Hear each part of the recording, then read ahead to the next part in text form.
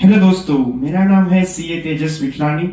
आज काफी दिन बाद हम YouTube पर मिल रहे हैं। मैं मेरी जॉब में बिजी था और जो भी लीव थी उस पर मैं फैमिली के साथ था, तो आपसे मिल नहीं पाया हूँ।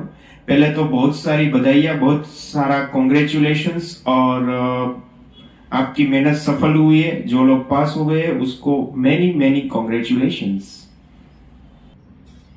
जो लोग पास हो गए हैं, इंटर में पास हुए हैं, वो फाइनल में आए हैं।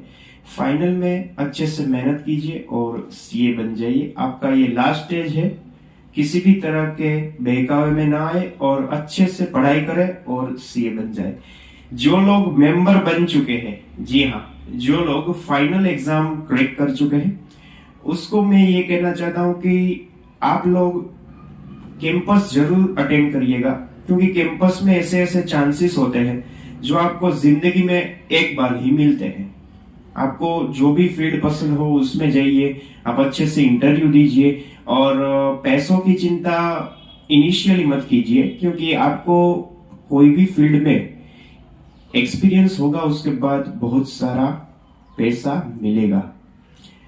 पर्सनली मेरा ये मानना है कि सर, एक सीए है, उसको या तो बिग फोर में वो लोग जाते हैं या फिर बड़ी बड़ी कंपनीज में जाते हैं, एमएनसीज में जाते हैं, और कई लोग बैंकिंग में भी जाते हैं। लेकिन मेरा पर्सनली ये मानना है कि बैंकिंग में हो सके तो मत जाइएगा। ये मेरा पर्सनल एक्सपीरियंस है। और होम लोन और रिटेल लोन के डिपार्टमेंट में तो बिल्कुल भी मत जाइएगा। आपको जाना ही है तो वर्किंग कैपिटल डिपार्टमेंट है, उसमें आपका नॉलेज यूज होगा। ये मैं क्यों कह रहा हूँ, क्योंकि एक सीए के लिए लोन डिपार्टमेंट में क्रेडिट मैनेजर बनना वो उसकी जॉब के लायक नहीं है, क्योंकि आपका जो टैक्सेशन का नॉलेज है, आपका जो कॉस्टिंग का नॉलेज है, आपका जो जीएसटी का नॉलेज है, वो वहां अप्लाई नहीं होता है। अगर आप दिल से ये चाहते हैं कि आपने जो पढ़ा है वो अप्लाई कर पाए, तो आप स्टार्टिंग में थोड़े कम पैसे में काम कर लेना, लेकिन आपको जो अच्छा लगे वही काम करना।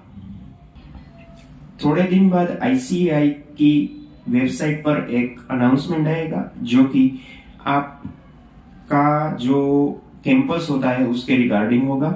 उसमें आप एक बड़ा सेंटर, एक छोटा सेंटर सिलेक्ट कर सकते हैं। उसके बाद आपके ऑनलाइन इंटरव्यूज होंगे और आपको ऑफर लेटर दिया जाएगा। आप अच्छे से सोचकर अपना पाथ डिसाइड कीजिएगा, क्योंकि फॉर एग्जांपल आप 1 या 2 साल बैंकिंग में कर लेते हो एज अ क्रेडिट मैनेजर, तो आपको कंपनीज में फिर जॉब मिलना बहुत मुश्किल हो जाएगा। और आप कहीं भी एक जगह यूएस टैक्सेशन या फिर यूएस अकाउंटिंग का भी काम बहुत अच्छा चल रहा है आजकल, तो उसमें जाओगे तो उसमें 2-3 साल काटने के बाद आप कहोगे कि मुझे इंडियन प्रैक्टिस में आना है और कंपनीज में काम करना है, तो वो लोग आपको कंसीडर नहीं करेंगे। अटेम्प्ट भी मैटर करती है कई बार।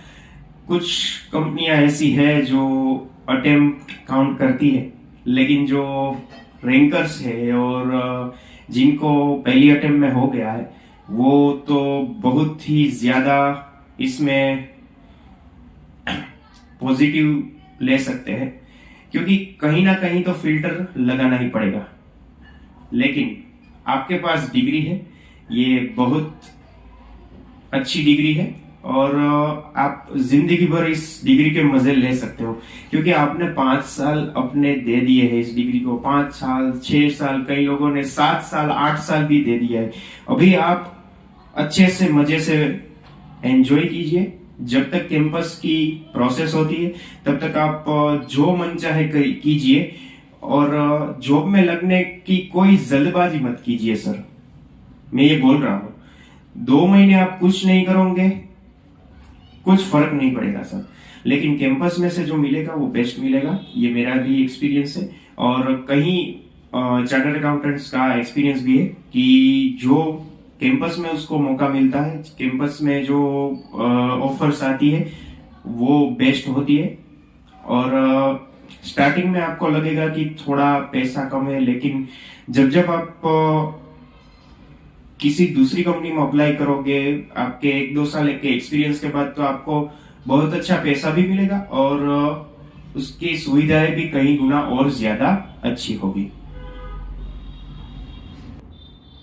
सो अभी तो फैमिली के साथ एंजॉय कीजिए। आप सीए बन गए हो, उसका जश्न मनाइए। और इंटर वालों के लिए भी मैं बोल देता हूँ कि सर आप 15-20 दिन अच्छे से मजे कीजिए, चिल कीजिए, पार्टीज कीजिए, दोस्तों से मिलिए और उसके बाद फाइनल की प्रिपरेशन में लग जाइए, क्योंकि फाइनल एक बहुत बड़ा पड़ाव है, तो आपको वो भी अभी पार करना बाकी है। अब बात करते हैं जो लोग फेल हुए हैं। आपको मैं बता दूं कि सर ये दुनिया में पहली बार नहीं हुआ है कि कोई फेल हुआ है। मैं भी फेल हुआ था। मेरा भी फाइनल में तीसरा अटेम्प्ट था जब मैं पास हुआ। बहुत ग्रुप एक साथ ही हुआ। मैंने तो सेल्फ स्टडी किया था और जो अटेम्प्ट में मैं पास हुआ उसके पहले फाइनल का सेकंड ग्रुप ओनली 7 मार्क्स से मिस हो गया था, तो उसका भी दर्द रहता है। कई लोग 190, 195, 196 पे अटके हुए हैं, उसका दर्द मैं समझ सकता हूँ।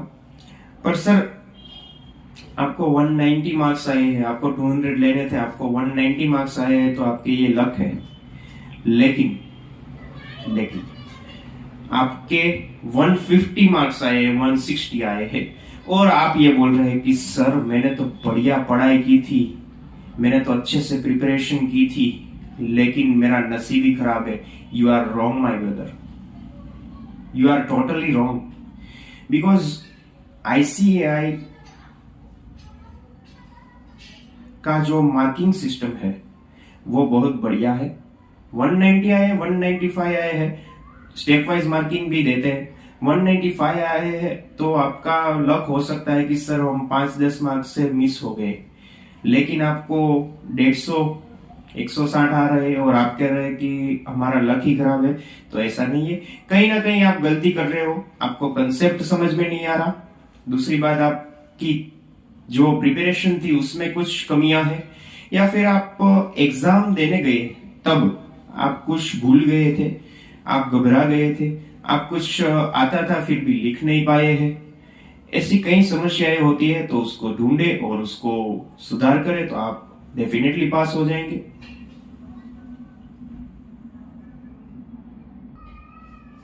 जो लोग फेल हुए हैं वो सोचिए कि आप दोनों ग्रुप दे रहे हो तो आपको ये कंफर्टेबल है या नहीं। अगर एक ग्रुप कंफर्टेबल है तो एक ही दीजिए, और दोनों कंफर्टेबल है तो दोनों दीजिए। अच्छे से मेहनत कीजिए और आपकी मिस्टेक कहाँ हो रही है वो पूरी तरह से एक एनालिसिस कर बनाए और अच्छे से मेहनत करके पास हो जाए। दूसरी बात यह है कि सर हम पढ़ाई तो करते हैं लेकिन हमें याद नहीं रहता, हमें एग्जाम में फियर रहता है। पहले तो ये मैं बात बता दूं कि सर जो आपको याद नहीं रहता तो उसका प्रॉब्लम तो ये सबको है। उसका सॉल्यूशन ओनली एक है, आप एक बार पढ़ाई कर चुके हैं तो वो कोर्स को बार बार आप रिवाइज करोगे। जितना रिवाइज करोगे आप उतने ही तेज होते जाओगे।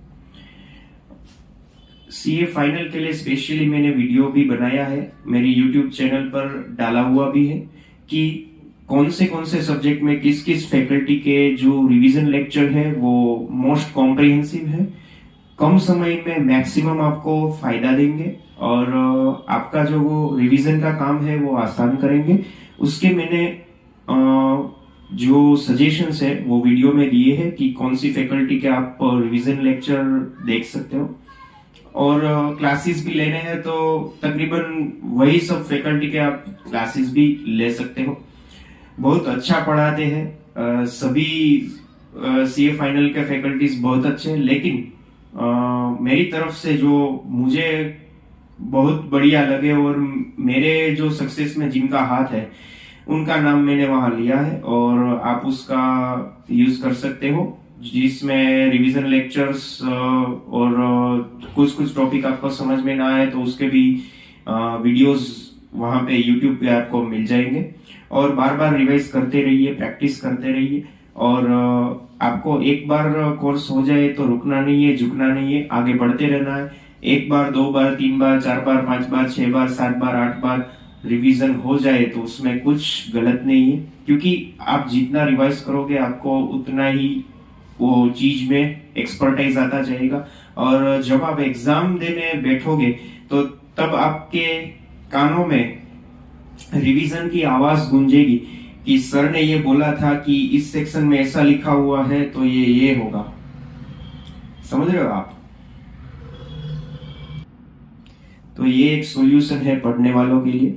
और जो लोग सीए बन गए हैं वो लोग अपना मेंबरशिप नंबर अप्लाई कर दे।